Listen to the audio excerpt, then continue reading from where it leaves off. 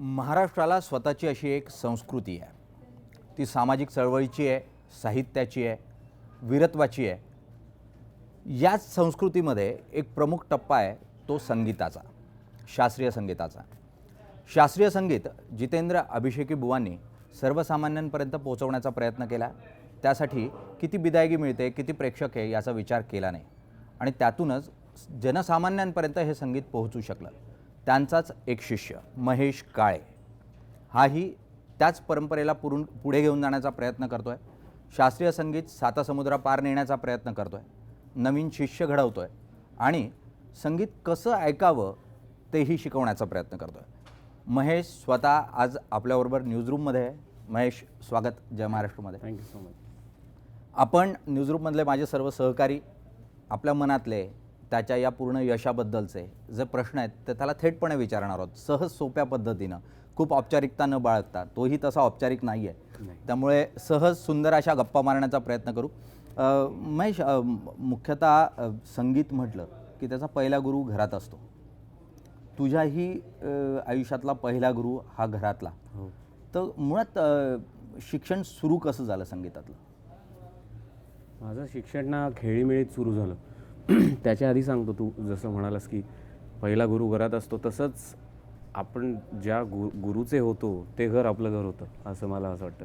कारण मला गाण्याचं घर म्हटल्यानंतर पहिल्यांदा अभिषेकी बुवांचं घर आता आठवतं. आईकडे मी गाणं शिकायला सुरुवात केली, ती माझ्या नकळत सुरुवात झाली. म्हणजे लहानपणी आईनी कदाचित ताडलं असावं की मला गाण्याची आवड आहे. म्हणजे ती शिकवायला बसायची तेव्हा मी त्याला रिस्पॉन्ड करायचो, ती दुसऱ्यांना शिकवत असताना वगैरे वगैरे. तर ती माझ्याबरोबर असे खेळाच्या स्वरूपामध्ये, म्हणजे आपण आत्ता तिला गेमिफिकेशन थिअरी म्हणतो की एक लेवल क्लिअर केली की पुढचा खेळ, त्या पद्धतीने ती मला म्हणायची की मी आता लाला लालामध्ये एखादं गाणं म्हणणार आहे, ते तू ओळख कुठलं गाणं आहे. तिथून सुरुवात होऊन मग मी अमुक एक सरगम करते, त्याचा आकारात गाऊन दाखव, मग आकार करते त्याचं सरगम गाऊन दाखव, मग या तालामध्ये ही बंदिश बसवून दाखव, मग ही बंदिश कुठल्या रागामध्ये आहे.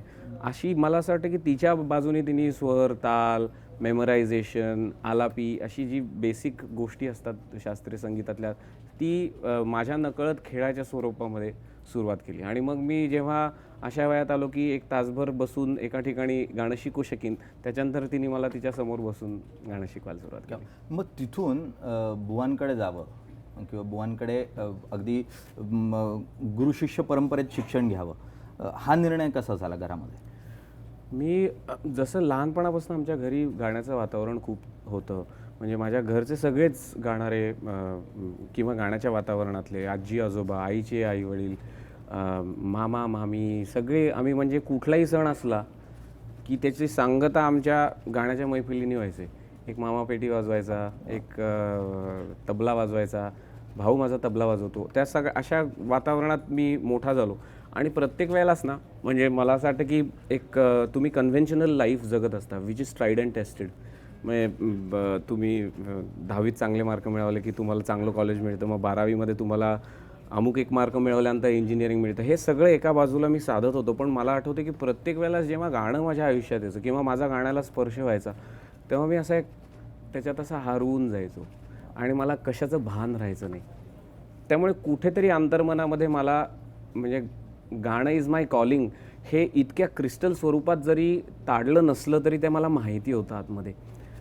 तर ह्या वातावरणात मी वाढल्यानंतर वडील माझे गोंदवलेकर महाराजांकडे आमचं लहानपणापासून जाणं होतं. त्यामुळे मला दर शनिवारी एक अभंग शिकवायचे आणि हे अभंग सगळे रागदारीवरतीच आधारलेले असतात. मग त्याच्यामध्ये एक आलापी घ्या तुम्ही असं ते सांगतात ना भजनामध्ये, मग त्याच्यामध्ये मला ते इम्पल्स ड्रिव्हन, म्हणजे जे आलापीचं जे बीज आहे शास्त्रीय संगीताचं, ते कुठेतरी आता घ्यायचं आहे, तर ते तालातही राहायचं, शास्त्रातही राहायचं, ह्याची सवय झाली. मग हे चालू असताना एक गोंदवलेकर महाराजांच्याच संप्रदायातले रवींद्र पाटणकर म्हणून, नरहरी बुवा पाटणकरांचे नातू, म्हणजे ज्यांच्याकडे छोटा गंधर्व आणि मग अभिषेकी बुवा काही काळ शिकले, त्यांचे नातू, तो खूप छान पेटी वाजवायचा. तो म्हटला आपण ह्याला गाणं सिरियसली शिकूयात. तर त्यामुळे, आणि त्याच्या सगळ्यांशी ओळखी होत्या, मग मला आईनी मला हे करायला मदत केली. अभिषेकी बुवांचं गाणं मला, म्हणजे हे अभिषेकी बुवांचं गाणं आहे हे माहिती असल्याच्या अगोदरपासूनच खूप आवडायचं, कारण रेडिओवरनं मी त्यांच्या गाण्याच्या प्रेमात होतो. त्यामुळे त्यांच्याकडे मला ॲक्सेप्ट करणं आणि मला तिथे त्यांच्याकडनं शिष्यत्व मिळणं हे खूप मोठी गोष्ट होती. पण ती अशी ऑर्गॅनिकली होत गेली की गाणं होत होतं, मग त्याच्यात मी हरवायचो, मग माझं हरवणं माझ्या घरच्यांनी अप्रिशिएट केलं आणि आवाज फुटल्यानंतर आता ह्याला पुरुष ह्याच्याकडे करताना थोडीशी तालीम माझी पुरुषोत्तम गांगुर्डे म्हणून एक आहेत आमच्या ह्याच्यात, तर त्यांच्याकडे झाल्यानंतर मग आपण ह्यांना अभिषेकी बुवांकडे घेऊन जावं म्हणून मला रवी काका अभिषेकी बुवांकडे 10वीच्या सुट्टीमध्ये घेऊन गेला. क्या बात आहे. प्रसन्न. मला एक योगायोग नेहमी दिसून आलेला आहे की आपल्या संगीत क्षेत्रामध्ये वादक असतील नाहीतर गायक असतील हे प्रामुख्याने इंजिनिअरिंग बॅकग्राऊंडचे कसे काय असतात. हा योगायोग काय, इंजिनियर्सना गाणं इतकं चांगलं कसं कळतं, ह्याच्यामागे काही मॅथमॅटिकल कॅल्क्युलेशन आहे. तुम्ही पण इंजिनियर आहात if I am not wrong. हो, हा योगायोग काय. खूप जण इंजिनिअरिंग पार्श्वभूमीवाले तबला चांगला वाजवतात, चांगलं गातात, हे कसं काय. मला असं वाटतं की इंजिनिअरिंगबद्दल मला खूप एक जोक मारायला अलाउड आहे नाही. इंजिनिअरिंगबद्दल मला खूप आस्था आहे, मला त्याच्यात रसही होता आणि बऱ्यापैकी गती होती. पण मला असं वाटतं की to find the prince you have to kiss a frog, अशी एक दादांत कथा आहे. तसं मला असं वाटतं की आम्ही गाणाऱ्यांना मुळात अभिषेकी बुवा म्हणायच्या लाखाचे 12,000 करण्याचा धंदा आहे. तर ते धाडस मिळवण्याकरताना तुम्हाला ज्या गणितातनं जायला लागतं ते कुठेतरी सायंटिफिक माइंड तुम्हाला सांगतं म्हणून. पण हा इट्स अ स्वीट कोइन्सिडन्स. पूर्वीच्या काळात असं होत नसे. त्याचं कारण असं आहे की आत्ता जनरलीच आपण सगळे एका बाजूला व्हॉट्सॲप चालू असतं, एका बाजूला फेसबुक चालू असतं, ईमेल अकाउंट, आपल्याला पॅरलल प्रोसेसिंग करायला आपण सुरुवात केली आहे. पण पूर्वीच्या काळामध्ये तुम्ही सिरियल प्रोसेसिंग करायचं. एक म्हणजे लहान मुलगा हा जर चांगला गातोय म्हणलं की त्याला गाणाऱ्याकडे सोडून यायचे, मग त्याला दुसरं काही, त्याला गणित छान यावं ही अपेक्षा नसायची. पण जसं सोशल रेव्होल्युशन झाली, जॉब झाले, तेव्हा आणि मगाशी सांगितलं हे शाश्वत ट्रेड नाही आहे, त्यामुळे तेव्हा कुठेतरी एक रिस्क हेज करण्यासाठी सुरुवात झाली आणि त्यामुळे फॉर्मल एज्युकेशन इम्पॉर्टंट व्हायला लागलं.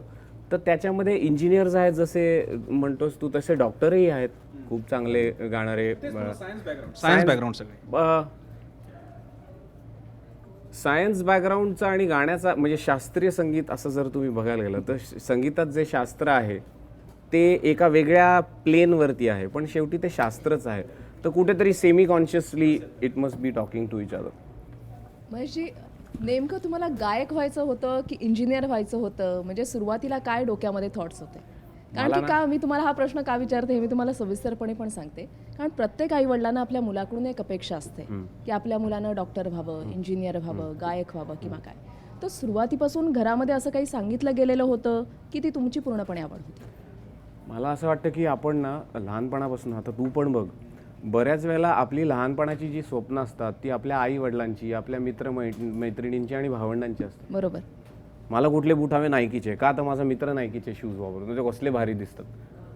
तर बाय अँड लार्ज आपलं ज्या पद्धतीने ग्रूमिंग होतं ती माझी स्वप्न माझ्या भवतालातली होती आणि ती पण तितकीच खरी होती जितकी माझी स्वतःची. मी मगाशी म्हटलं मी गाण्यात हरवायचो, तो खरा हरवायचो, तेही मला आवडायचं. दुर्दैवाने मला शाळेत बरे मार्क मिळायचे, त्यामुळे ते ऑप्शन ओपन होतं. आणि लहानपणापासून मला जसं चायनीज पण आवडतं खायला तसं पुरणपोळी खायला आवडायची. फक्त पुरणपोळी खूप जास्ती आवडायचं, तसं गाणं होतं. वा, क्या बात आहे. तरुण मुलं आहेत, एका स्टेजला येऊन आपल्याला निर्णय घ्यायचा असतो की कारकीर्द कशात घडवायची. तर अशा वेळी इंजिनिअरिंगचा ऑप्शन अव्हेन्यू समोर असताना आणि गाण्याचा म्हणजे गाणं करायचं तर त्याच्यात कदाचित जास्त मेहनत, खूप जास्त मेहनत खरं सांगायचं तर, आणि लोकांचे अप्रिसिएशन होईपर्यंत काही खरं नाही, कदाचित वेळ लागू शकतो कारकीर्द घडेपर्यंत. तर हा निर्णय घेताना जी चलबिचल मनात होऊ शकते आणि भल्या भल्यांची होते.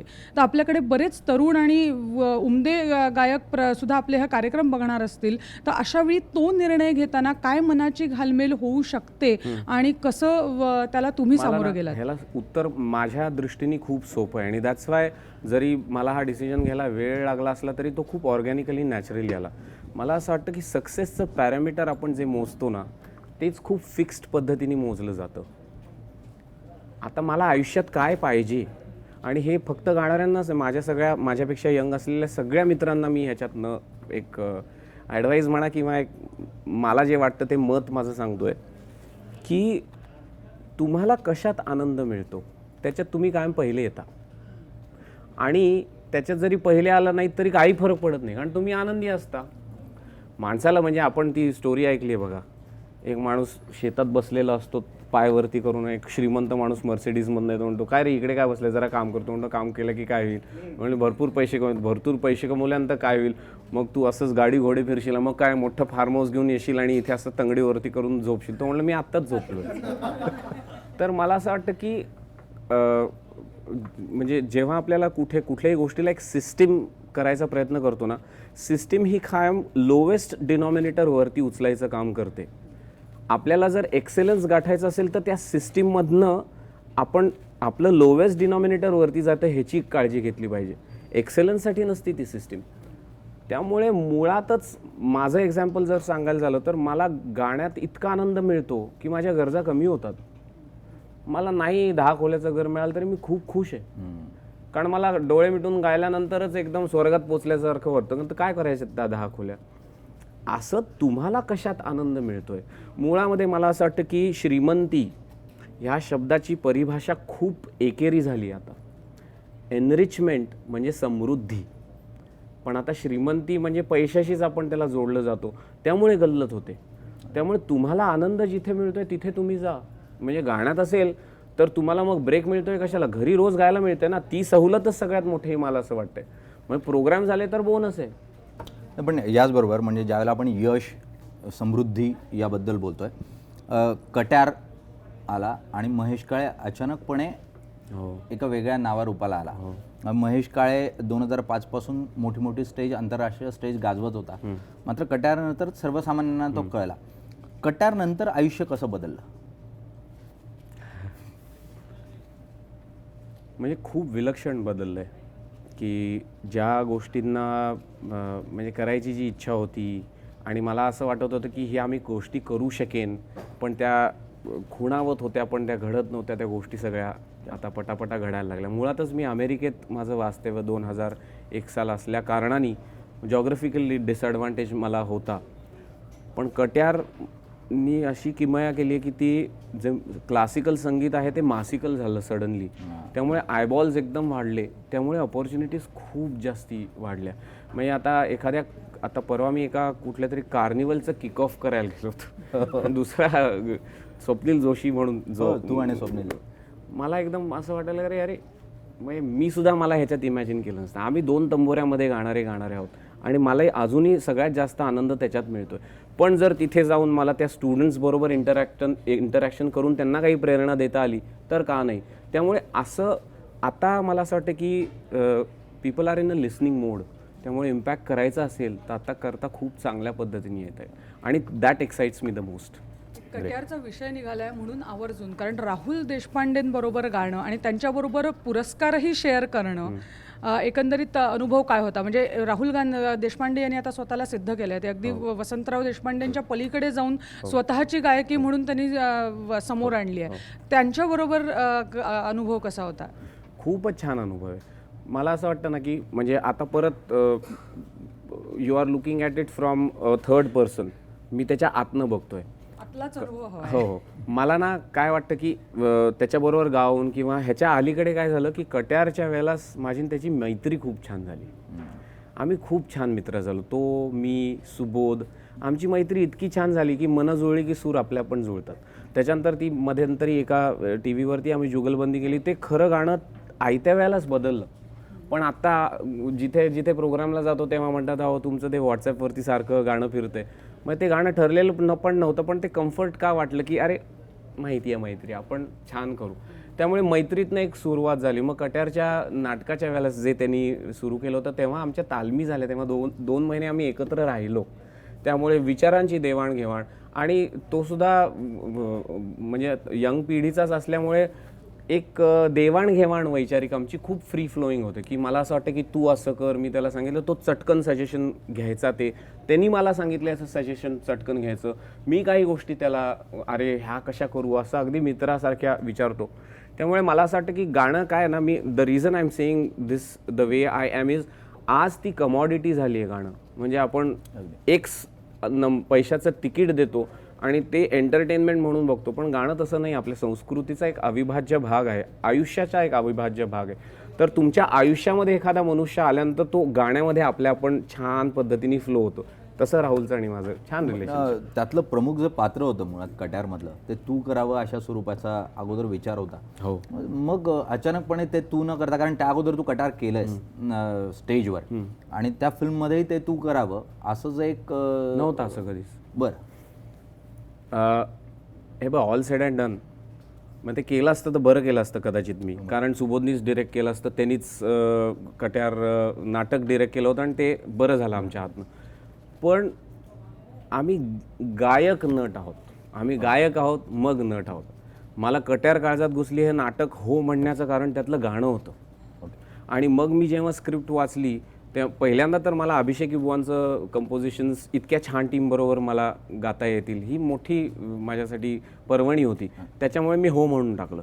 त्याच्यानंतर मी जेव्हा माझ्याकडे स्क्रिप्ट आलं ते स्क्रिप्ट वाचताना म्हटलं अरे ही तर माझी स्टोरी आहे, सदाशिवची लांब पडलाय कुठेतरी, त्याला गाणं गायला मिळत नाही, त्याची पर्सनॅलिटीसुद्धा साधारण माझ्यासारखी मिळत होती. त्यामुळे ते म्हणजे त्याला जस्टिस वाटेल, बिलिव्हेबल आम्ही नक्की केलं. पण फिल्म हे मीडियम ना खूप म्हणजे ते 70 mm पडदा असतो, तो मायक्रो एक्सप्रेशन इतक्या जवळ जाऊन बघतो. तर त्या मीडियममध्ये सुबोधनी जर ठरवलं असेल की आम्ही फिट होत नाही, तर तोही मगाशी म्हणलं आमची मनं जुळालेली आहेत, तर इट्स फॉर द बेटर. आणि पहिल्या दिवसापासून म्हणजे ती फिल्म त्याची जेव्हा झाली ती सगळ्या आमची फिल्म झाली. सुबोधचं एक खासियत अशी आहे की त्यांनी स्वतः बघितलेलं स्वप्न तो सगळ्यांना दाखवू शकतो, ही त्याच्यात ताकद आहे. त्यामुळे ते स्वप्न सगळ्यांनी बघितलं आणि ते सगळा आमचा ताफा पळायला लागला त्या स्वप्नाच्या भोवती. त्या पद्धतीने ते झालं. आणि अखेर काय ना की ह्या गाण्याचा, ह्या चित्रपटाचा प्राण हा गाणं आहे. आणि तेच गाणं जे मला नाटकामध्ये गाता आलं तेच चित्रपटामध्ये गाता आलं. मी खूप खुश आहे.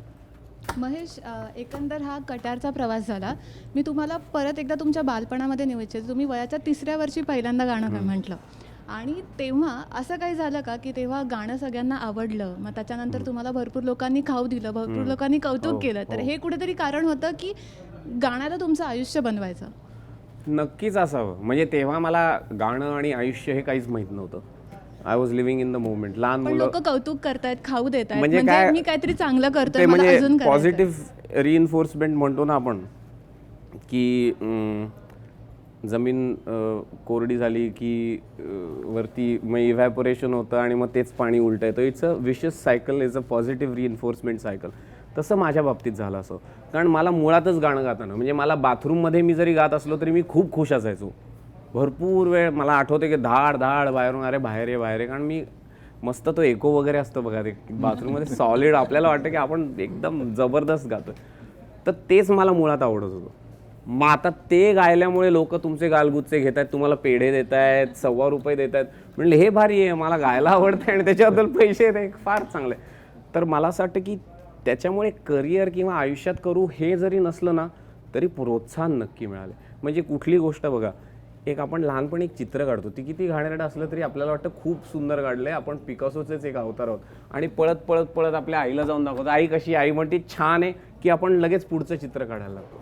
तसं मला असं, आपण रसिक प्रेक्षकांना बालगंधर्व जसे रसिक मायबाप म्हणतात तसं जर तुम्हाला तितकं छान एन्करेजमेंट मिळालं तर का नाही तुम्ही गाणार. माझ्या बाबतीत कदाचित तसं झालं. पण आता हा प्रवास वयाच्या 3ऱ्या वर्षीपासून सुरू झाला आणि आता छोट्या पडद्यावरच्या मालिकेचं नकुशीचं म्युझिक डिरेक्शन केलं, तो अनुभव कसा होता?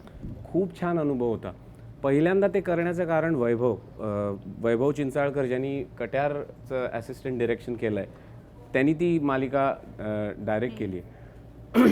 माझ्याकडे जेव्हा तो म्हणाला की महेश मला तू ह्याचं म्युझिक करायला हवं, म्हणलं म्युझिक कुठून? तर मी 2000 मला असं वाटतं की 10 साली का 11 साली एक अमेरिकेमध्ये एक नूर नावाचं इंग्लिशमध्ये केलेलं नूरजहांवरती नाटक आहे. त्याच्यामध्ये अमीर खुसरोंचं जे छाप तिलक गाणं आहे ते रिकम्पोज करून त्याच्या नाटकामध्ये वापरलं होतं. आणि ते मी सुबोधला म्हणजे आमच्या मैत्रीमध्ये मी म्हणलं हे बघ तुला कसं वाटतं, तर ते त्यांनी वैभवला ऐकवलं. तर वैभव मला म्हणला अरे मी तुझं ते छाप तिलक ऐकलं आहे, तू जर ते कंपोज करू शकतो तो नकुशीचं टायटल नक्की करू शकतो. So that got me in. मग त्यांनी मला नकुशीचा संदर्भ सांगितला काय आहे आणि मला असं वाटलं की इतकं म्हणजे सोशल कॉज आहे हा की ते वाई सातारा या भागातल्या 200-300 मुली ज्या थर्ड चाइल्ड अनवॉन्टेड चाइल्डचा नकोशी असं ठेवलेलं नाव आहे आणि त्याच्यावरती एक छान हॅश होता हा की एकदम पॉझिटिव्ह मुलगी, ती सगळ्या निगेटिव्ह गोष्टींमध्ये पॉझिटिव्ह गोष्टी शोधते. मला ते विलक्षण अपील झालं.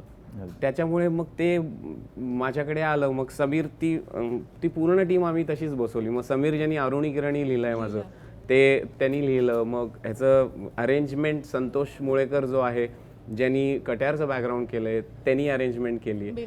अशी बेला ती सुद्धा माझी शाळेतली अभिनवमधली मैत्रीण आहे, ती गायली. असं छान ते एकत्र जमून आलं आणि I think it's doing quite okay now. इकडे मला एक तुमच्या US च्या अनुभवाकडे घेऊन जायचं आहे महेश. म्हणजे आता सध्या झालं असे भारतामध्ये महेश काय म्हणलं की कट्यार आठवते आणि घेई छंदच आठवतं डायरेक्ट, म्हणजे जेव्हा सुरूच होतं ते. US मध्ये तुम्ही मेलांज सारखा तुमचा एक उपक्रम आहे, टँजेन्शियल एक्सपिरियन्स सारखा तुमचा बँड आहे. फार कमी लोकांना माहित असेल की तुमचा स्वतःचा एका ग्रुप आहे आणि तो इंटरनॅशनल ग्रुप आहे. इजिप्तचा पण माणूस आहे, तुमच्यासारखा भारतीय पण आहे, अमेरिकेचा पण आहे, तो आहे. शिवाय तुमचं एक फाउंडेशन आहे if I am not wrong art and म्युझिकसाठीचं. त्याच्याबद्दल पण सांगा, हा US मधले दिवस कसे होते आणि मेलांज काय आहे? मी एक थोडंसं विषयांतर नाही पण त्यातनंच एक सब टॉपिक आहे हे सांगतो. कसं आहे ना, आता तू म्हणालास की कट्यार, महेश म्हणले की कट्यार होतो, खरंच आहे. दुधारी कट्यार आहे ती. म्हणजे एका ठिकाणी तुम्हाला कट्यार म्हटल्यानंतर कट्यारच गायला लागतं, पण तुम्हाला नवीन काहीतरी करायचं असतं त्यातनं. मग ते रिस्क हेज कसं करत जायचं. पण अमेरिकेमध्ये उलटं असतं. म्हणजे तुमच्याकडे जसा हातामध्ये एक हे असतो ना, काय म्हणतात, हुकूम, तिथे हुकमी एकच नाही. कारण कुणाला शास्त्रीय संगीतच माहीत नाही तर कट्यार कुठून माहिती असणार. कारण असं अनेक वेळेलाच झालेलं आहे. मी Montana, Jackson Hole, Wyoming, Boise, these are all white places. तिथे खूप तुरळक भारतीय लोक आहेत, मराठी सोडून द्या. असं झालेलं एका ठिकाणी मी बसलो आहे स्टेजवरती, पडदा उघडला आणि लोक असे बघायला लागले, कारण त्यांना हा बाबा मांडी घालून का बसला हेच कळत नाही. मग त्याच्यानंतर म्हटलं आता काय करू मी. मग त्यांना विचारलं इंडियन म्युझिक कुणी ऐकलं आहे आजपर्यंत, एकही हातवरती नाही. मग त्याच्यानंतर विचारलं की जॅझ म्युझिक कुणी ऐकलं, तर मग त्याच्यातनं भरपूर हातवरती आले, कारण jazz music is popular art there. मग मी जेव्हा मास्टर्स करत होतो माझं पहिलं मल्टीमीडिया इंजिनिअरिंगमध्ये, तेव्हा फुल लोड घेतल्यानंतर एक कायम म्युझिक मेजर घ्यायचो. त्याच्यात मी जॅझ म्युझिक, मिडल ईस्टर्न अन्साम्बल, मग American music history, western art, classical music, असे दर क्वार्टरला एक विषय घ्यायचे. मग त्याच्यातनं मी जॅझ आणि शास्त्रीय संगीतामध्ये सिमिलॅरिटी शोधत त्यांना एक्सप्लेन केलं. आणि त्याच्यानंतर ते कॉन्सर्ट झालं. त्या लोकांचं एक मानलं पाहिजे की पहिल्यांदा ऐकल्यानंतर सुद्धा they were open enough to listen to it, आणि त्यांनी खूप छान प्रतिसाद दिला. त्यामुळे हे मुद्दाम कट्यारचा विषय काढलास आणि समीकरणाचा विषय काढलास, त्यामुळे पण ह्यानी काय होतं ना, कधी कधी आपल्याला कुबड्या तयार होतात नकळत, की आपल्या हातात एक माहिती आहे तुम्हाला आहे हुकूम, तू आलास की मारणार मी, पण ती जर चाल उलटी पडली तर काय करायचं कळत नाही. तर मला असं वाटतं की ह्या माझ्या एक्सपेरिमेंट्समुळे मला एक आत्मशोध करायला मिळाला. शास्त्रीय संगीतातली मूलभूत बलस्थानं काय आहेत ती मला त्याच्यात कुठेतून तरी शोधायला लागली, की काय म्हणजे आता मैफिल जमू कशी, ए सुरात पिया की म्हणलं की लोक टाळ्या वाजवत. तिथे म्हणले ओके हे काय आहे, आणि त्यांना माहितीच नाही आहे. तर आता ह्याच्यात मैफिल कशी मांडू. मग it boils down to the real aesthetic beauty which has nothing to do with language or the popular norm. ते शोधायला मला खूप एनरिचिंग एक्सपिरियन्स होता. आता त्याच्या पुढे आल्यानंतर मी सॅन फ्रान्सिस्को बे एरियामध्ये राहतो आहे, तर तिथे ना पूर्वीपासूनच माझे या संगीत क्षेत्रातले काही मित्र म्हणा किंवा सिनियर्स म्हणा हे कार्यक्रमासाठी येत राहतात. तर मी माझ्या परीनं, मी आणि माझी बायको आम्ही आमच्या परीने एक प्रोग्राम त्यांचा करा किंवा एक वर्कशॉप करा असं पूर्वी करत होतो. आणि मग माझ्या परीनं मी इकडच्या जे अंडर प्रिव्हिलेज्ड लोक आहेत त्यांना थोडंसं काहीतरी मदत करे, कोणाला जर तंबोरा एक द्या त्यांना मदत झाली तर अशा स्वरूपाची मदत करायचो. पण नंतर माझा जसा जसा शिष्यवर्ग वाढला, साधारण 200-300 मुलं माझ्याकडे येतात, मुलं म्हणजे वेगवेगळ्या वयाची माझ्याकडे गाणं शिकतात. तर मला असं वाटलं की ही जी ॲक्टिव्हिटी ते फॉर्मलाईज का नको करायला, कारण चांगलं दर्जेदार गाणं ऐकण्याची गरज आहे. म्हणजे इकोसिस्टम आहे बघा, की पहिल्यांदा तुम्ही चांगलं गा म्हणजे लोक इन्स्पायर होतील, लोक इन्स्पायर झाल्यानंतर म्हणजे the curious people become the enthusiast become curious झाल्यानंतर मग तुम्ही लेक्चर डेमॉन्स्ट्रेशनला आहे, लेक्चर डेमॉन्स्ट्रेशनमधनं तुम्ही एक्साइट झाल्यानंतर मग तुम्ही गाणं शिकायला या. मग गाणं शिकायला आल्यानंतर तुम्हाला कॉन्सर्ट सर्किटमध्ये तुम्ही पाहिजे, म्हणून ICMA फाउंडेशनची त्याच्यातनं स्थापना झाली. त्या स्थापनेतनं असं वाटलं की एकतर दर्जेदार पद्धतीनं, म्हणजे नुसतंच दर्जेदार गायक न आणता दर्जेदार माहोल, कारण पूर्वी बघायला गेला तर राजाश्रय जेव्हा असायचं, राजा खर्च करायचा येऊन देत सगळ्यांना, तर मला असं वाटलं आपण तितकं करू शकत नाही पण त्याचं एक झलक तर दाखवू शकतो लोकांना. तर हा मेलांज जो कार्यक्रम होता तो पहिला कार्यक्रम केला दिवाळीच्या वेळेला, आणि मी पुण्याचं असल्या कारणाने चितळ्यांचं सगळं फराळ घेऊन आलो, लोकांना न सांगता मधल्या सुट्टीमध्ये इंटरमिशनमध्ये. अमेरिकी नागरिक म्हणजे हो, इंग्लिश पण हो हो, इंग्लिश नॉन मराठी, म्हणजे खूप मुळातच माझ्या स्टुडंट्समध्ये भारतातले बघायला गेलात तर गुजराती, बेंगॉली, तमिळियन, कन्नडी, बिहारी, बेंगॉली सगळे लोक आहेत. हे सोडून मग काही मिडल ईस्टर्न आहेत, काही युरोपियन आहेत, काही अमेरिकेचे आहेत. तर ह्या सगळ्या लोकांपुढे येताना त्यांना अरे दिवाळी, बऱ्याच लोकांना दिवाळी माहीत नव्हती काय असते. मग दिवाळी काय आहे, मग दिवाळीची रेलचेल अशी असती. आणि मग त्या पार्श्वभूमीमध्ये मेलांज काय होता, तर मेलांज हा शास्त्रीय संगीत काय आहे हा आत्ता आपण जसं मित्रमंडळी गप्पा टप्पा करतोय त्या पद्धतीने एका मित्र ज्याचा विषय आहे गाणं त्यांनी सांगण्याचा प्रयत्न आहे. की पूर्वी ना सामवेदातनं गाणं आलं, मग त्याच्यानंतर जाती गायन आलं, मग प्रबंध गायन आलं. मग प्रबंध गायनाच्या नंतर राजाश्रयाच्या वेळेला असं वाटलं की ध्रुपद गाणं जास्ती कॅची आहे, त्यामुळे ध्रुपद गाण्याला राजाश्रय मिळाला. मग तो थोडासा फॉर्म वेगळा होता. आणि मग त्याच्यात बाय द वे तानसेन जो आहे ना तो ध्रुपद गाणार आहे. या पद्धतीने तो कार्यक्रम चालतो. मग ख्याल, ठुमरी, दादरा, टप्पा, तराणा, कव्वाली, अभंग, गझल आणि फ्युजन अशा सगळ्या पल्ल्याचा एक आराखडा घेणारा हा मैत्रीमध्ये केलेला कार्यक्रम आहे.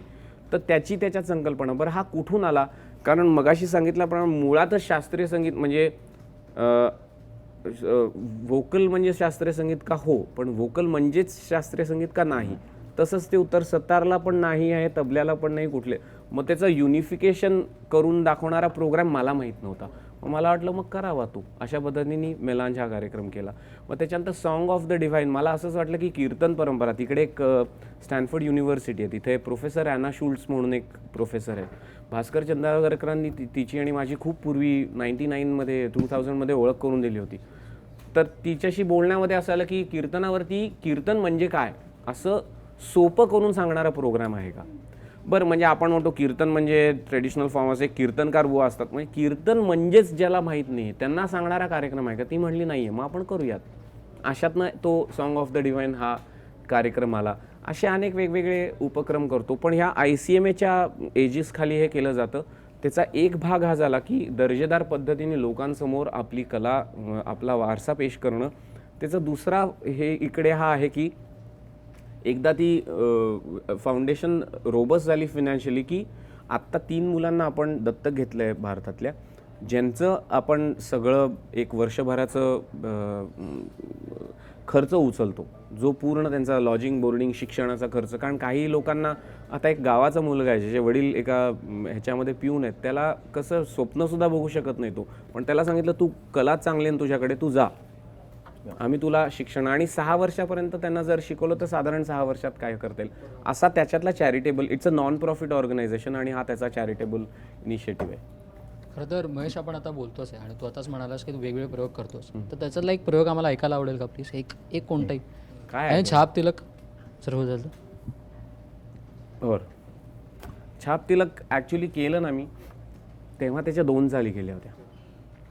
छाप तिलक सब चीनी मुसे नैना मिलय के, ही आपल्याला सगळ्यांना माहिती चालेल. पण ती त्याच्यात चाल कधी वाजवणार होते, एकतर मुमताजच्या एंट्रीला आणि शेवटी ती जेव्हा जाते तेव्हा. तर मला ती, आणि त्याच्यात ही सूफी कलाम आहे आमिर खुसरोंचं. तर छाप तिलक चीनी मोसे नैना मिलाय म्हणजे देव भेटल्यानंतर जी पॉप्युलर चाल आहे त्याच्यामध्ये देव भेटल्यानंतरचं जे सेलिब्रेशन आहे ते दाखवते. म्हणजे त्याच्यातला नाच आहे, वा मला देव भेटला. मला वाटतंय की माझी जी चाल करताना मला असं वाटलं की त्या नाचाच्या आधीची वेळ काय असेल, म्हणजे जेव्हा देव भेटतो तेव्हा आपण नाचण्याच्या आधी एक क्षण असता, रे मला देव भेटला, तर तेव्हा तुम्ही जे स्तिमित होता तेव्हाची माझी संकल्पना त्यातली ती होती. मग ती हा छाप तिलक सब छीनी,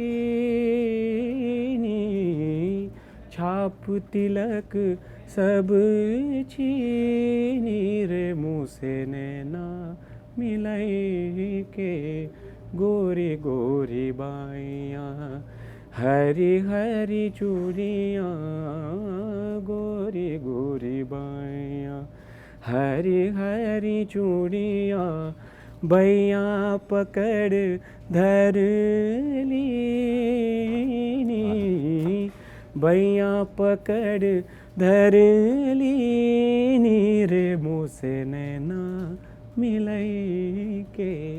ही एक चाल आणि दुसरी एक चाल, ह्या दोन्ही चाली मी नरेंद्र भिडे म्हणून एक छान उत्तम कंपोजर आहेत, तर त्यांना ऐकवले मी. तर दुसरी पण ऐकवली चाल, छाप तिलक सब छीनी, छाप तिलक सब छीनी रे, मुँह से नैना मिलाई के. तर असे दोन वेगवेगळ्या गझल त्यांनी सांगितली, आपण दुसरी करूया. तर ती दुसरी मी त्याच्यासाठी रेकॉर्ड केली, पहिली अजून केली नाही, होपफुली कधीतरी करेल. आता दिसतंय नाही इकडे. महेशजी, पार्श्वगायन तुम्ही केलं आणि स्टेज प्रोग्राम पण करताय. हो. म्हणजे पार्श्वगायनामध्ये एक बंदिस्त स्टुडिओ, छोटीशी खोली आणि स्टेजमध्ये अख्खा क्राऊड. तर काय चॅलेंजिंग वाटतं आणि काय तुम्ही जास्त एन्जॉय करता? मी सांगू का, मला असं वाटतं की रेकॉर्डिंग स्टुडिओमधलं गाणं एखाद्या चित्रासारखं आहे. ते तुम्हाला प्रदर्शनात मांडण्याच्या आधी त्याच्यावरती कितीही वेळ काम करता येतं. मला ह्याची शेड नाही आवडली, मग परत थोडंसं रिट्यून केलं, रिटच केलं, हे आणि तुम्हाला वाटतं ते आता आर्टमध्ये कधीच परफेक्ट नसतं. तुम्ही समाधानी झाला की आता हे दाखवण्यासारखं आहे की ते तुम्ही प्रदर्शनात मांडता. शास्त्रीय संगीत हे क्रिकेटच्या मॅचसारखं आहे. तुम्ही गेला एक इनिंग खेळली, 100 जरी काढल्या तरी पुढच्या वेळेला जेव्हा तुम्ही स्टंपच्या समोर असता तेव्हा परत शून्यापासून सुरुवात करायची. हे जे प्रत्येक वेळेला म्हणजे नव्याने करण्याची गोष्ट आहे, ही शास्त्रीय संगीत आणि क्रिकेटमध्ये सिमिलर आहे. आणि स्टुडिओमध्ये जे गाणं रेकॉर्ड केलं जातं त्याच्यामध्ये आणि चित्रकलेमध्ये मला असं साम्य दिसतं. तू खूप छान चित्रकार पण आहे असं पण ऐकलं. नाही नाही, छान तू म्हणजे मी बराच चित्र. तू दोन्ही हाताने एकत्रित हो, मी लहानपणी ना दोन्ही हाताने लिहायचो. म्हणजे उजव्या हाताने असताना पूर्वी की डाव्या हाताने लिहू नको, उजव्या हाताने लिही, तर मी ॲम्बिडेक्स्ट्रस म्हणतात ते उजव्या हाताने पण लिहायचो. पण मग डाव्या हाताचा स्पीड वाढला, मग डिक्टेशन जेव्हा मॅडम द्यायला लागल्या त्याच्यानंतर डाव्या हाताने लिहायला. तर माझे ड्रॉइंगचे सर ना असे दोन्ही हाताने ड्रॉइंग काढायचे. ओके. तर त्याचं मला तेव्हापासून अप्रूप वाटायचं. तर मी सुद्धा मिकी माऊसमध्ये, आता हे खराब होईल म्हणून तर दाखवलं असतं. नाही कधी छान कागद द्या आणि ग्राफिक्स रूम मधून 2 पेन आण, मार्कर. हां, आपण नाही इतकं छान म्हणजे लोकांना दाखवणं इतकं. नाही अरे मला वाटलं नाही म्हणशील म्हणून मी म्हणलो रे. पंचायत केली माझी. बरं द्या चला 2. हो, टिक्सो टेप आहे का? आपण एक काम करूयात, तोपर्यंत एक छोटासा ब्रेक घेऊ आणि ब्रेक नंतर आपण दोघं हाताने तुझं चित्र बघूयात. ठीक आहे, त्या अगोदर घेऊ एक छोटासा ब्रेक. बघत राहा न्यूज रूम.